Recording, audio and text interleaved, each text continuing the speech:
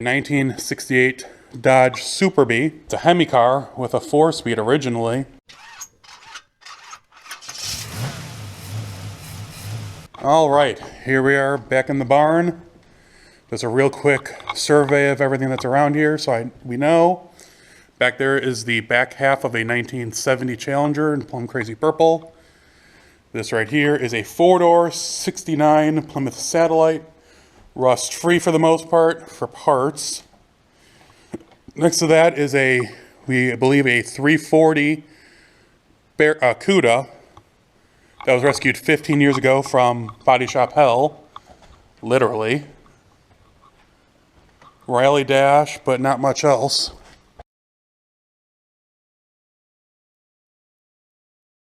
Rally dual scoop hood. Here's the wrecked 1966 Dodge Coronet 440.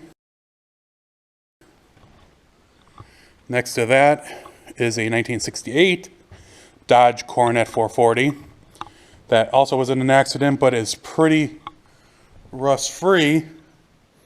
That was going to be used for that 68 Coronet there. Alright, so this Coronet is not worth much of anything. It's been beaten and abused and it's been cut up. But like I said, the floors are good, dash parts are good, and it's the exact same body style as this car, which is a 1968 Dodge Superbee. It's a Hemi car with a 4-speed originally. Someone dropped in a 318 Poly, and the original Hemi K member is still in it though. And you can tell by the VIN number there's a J, which means it's a Hemi car. And you can see on the interior has the rally gauge cluster and a 4-speed hump. So I'm going to put a different column in, but it's pretty clean.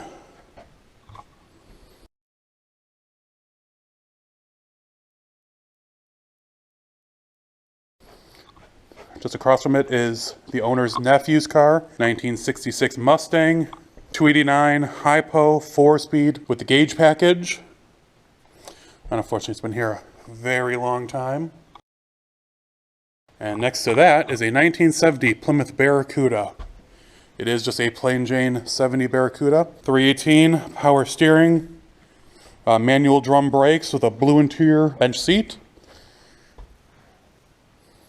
But this is basically, I mean, other than it's dirty, it's rust-free. Came from out of California and driven in here.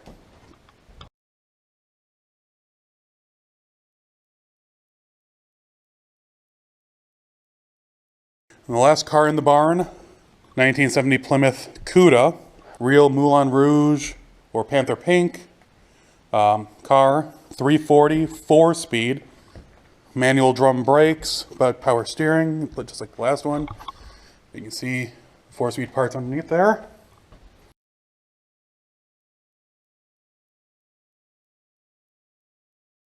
This one does need a little bit of work. It does have fiberglass and some mud in it, but still really cool cars. Can't get wrong with that view.